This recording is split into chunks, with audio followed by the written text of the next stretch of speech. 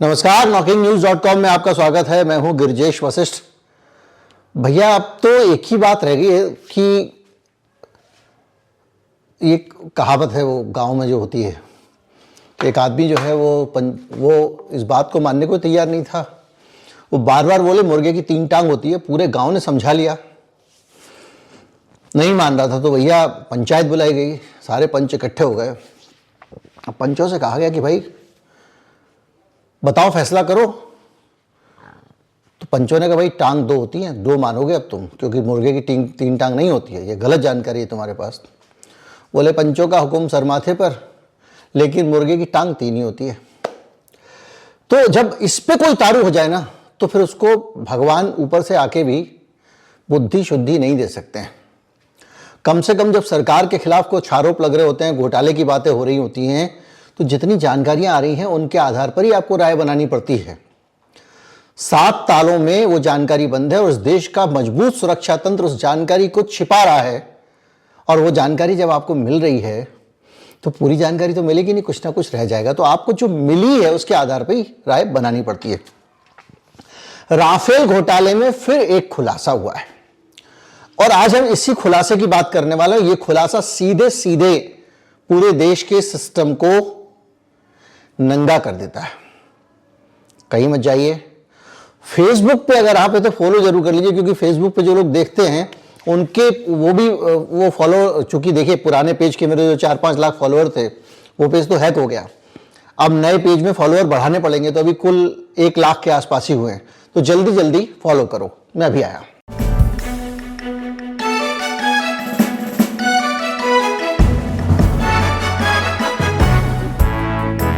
भैया एक है मीडिया पार्ट, इंडिपेंडेंट या कहें स्वतंत्र मीडिया संस्थान है फ्रांस का।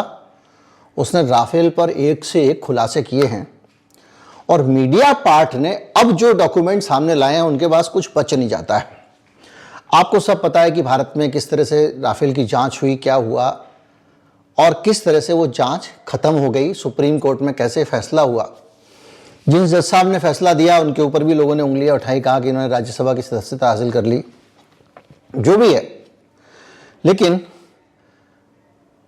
इस मामले में अब नए सिरे से खुलासा हो गया। खुलासा इसलिए हो रहा है कि यहां की जांच तो एक तरह से खत्म हो गई थी, लेकिन फ्रांस में इस घोटाले के ऊपर जांच चल रही थी और उस जांच को, क्योंकि उसमें दलाली इन्वॉल्व थी, उसमें बहुत सारे चीजें इन्वॉल्व थी, मैं आपको आगे बताऊंगा डिटेल में, तो इसलिए वहां पर जांच हो रही थी।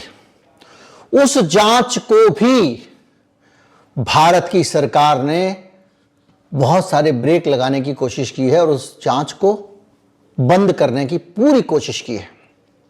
क्यों की है उसका वो 3 कारण बता रहे हैं।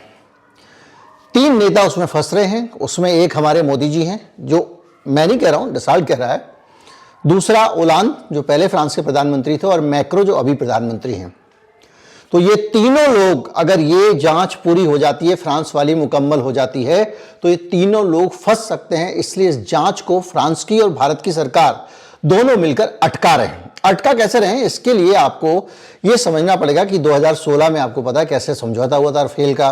पहले से एक समझौता चला आ रहा था, उसमें कुछ रायता फैला, बहुत सारे खुलासे हुए थे। उस खुलासे में एक चीज ये भी पता चली थी कि वहां पर उसने, जो दलाल था हुसैन, उसने वहां पर रिपोर्ट किया कि भैया वो जो डॉक्यूमेंट उसके डॉक्यूमेंट आर्काइव से निकल आए, उसने ये कहा कि वहां पर पैसे मांगते हैं अफसर लोग, और अगर आप पैसे नहीं दोगे तो आपका कॉन्ट्रैक्ट अटक जाएगा, बल्कि जेल में भी डाल देंगे।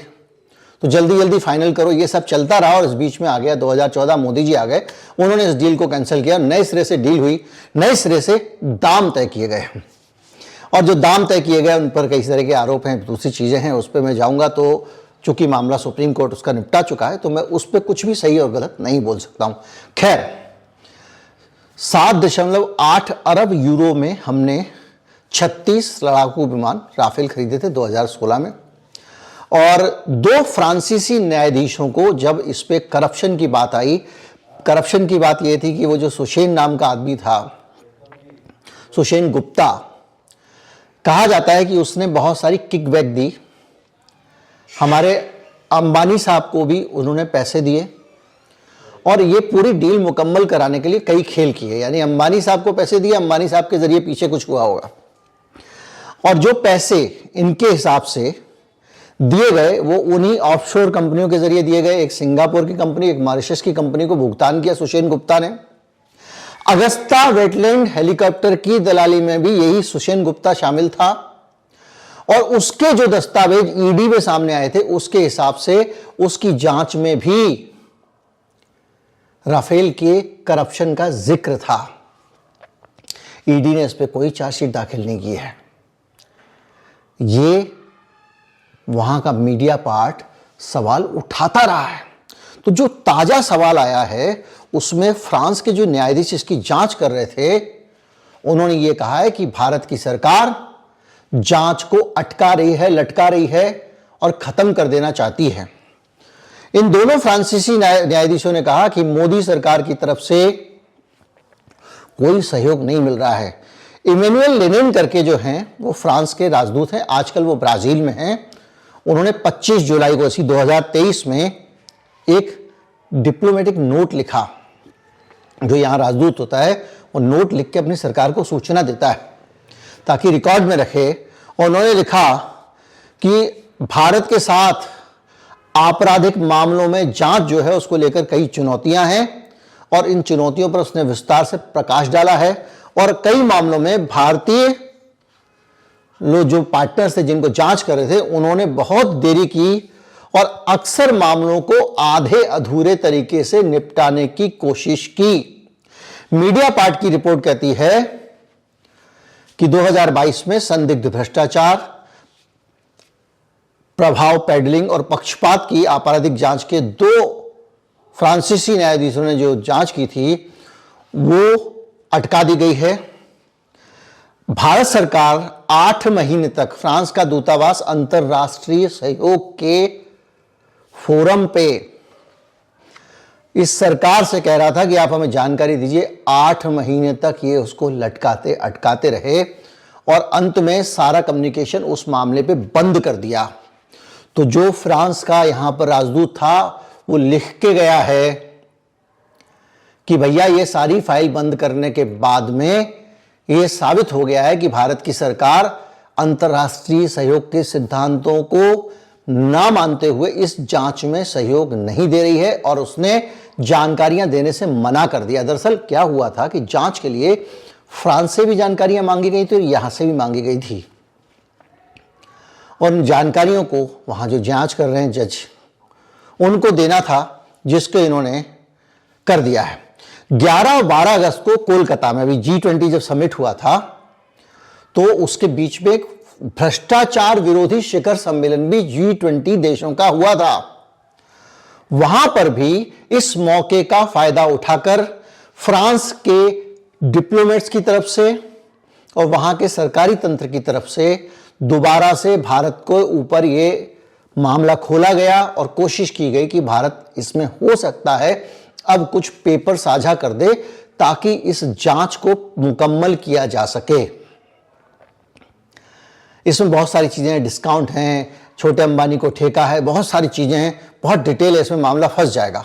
और साफ साफ कहा जा रहा है 3 राष्ट्राध्यक्ष इस मामले में फंस सकते हैं, नरेंद्र मोदी, इमैनुअल मैक्रों और उनके पूर्ववर्ती एलिसी फ्रांसवा ओलांद। ओलांद का याद है ना, वो जो टाइटैनिक वाला हेलीकॉप्टर शॉट मोदी जी के साथ में, ओलांद का ही है वो।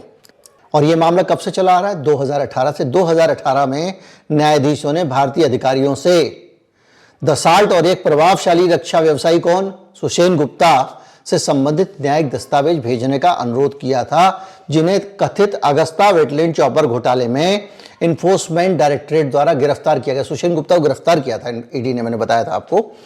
और वो राफेल डील का भी एजेंट है। जिस आदमी को अगस्ता वेटलैंड में गिरफ्तार किया गया उसी ने राफेल की डील में दलाली करवाई, या जो एजेंट था, इससे आप अंदाजा लगाइए। इसमें लाखों यूरो का कमीशन दिया गया।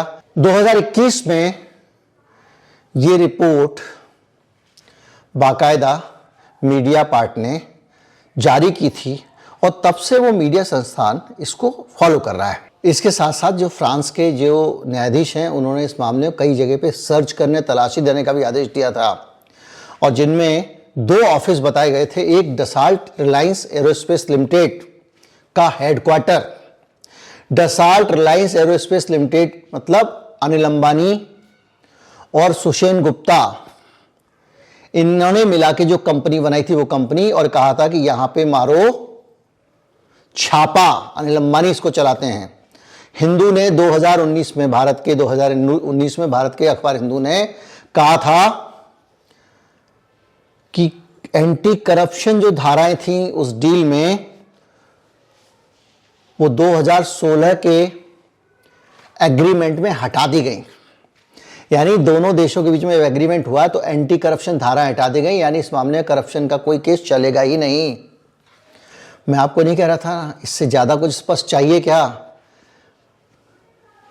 खैर, इसके साथ साथ 2023 में द प्रिंट ने रिपोर्ट दी कि फ्रांसीसी एविएशन के चीफ जो हैं वो DRAL यानी रिलायंस की जो कंपनी है, जो दसाइज अंबानी एरोनॉटिक्स लिमिटेड जिसका भी मैंने जिक्र किया, वो अंबानी की खरीदारी लेना चाहती है, और अभी 51% हिस्सेदारी अंबानी के पास है। मैंने आपको बताया था कि किस तरह से चीज़ों का खेल होता है।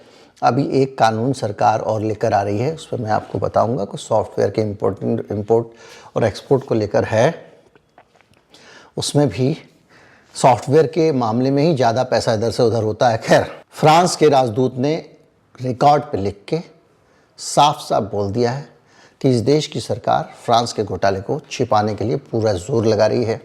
अगर खुल के आता है 3 नेता फंसेंगे, नाम मैं आपको बता चुका हूँ, और इससे ये पता चलता है कि भारत सरकार की अपनी जो इच्छा है, इरादा है इस मामले में, वो क्या है।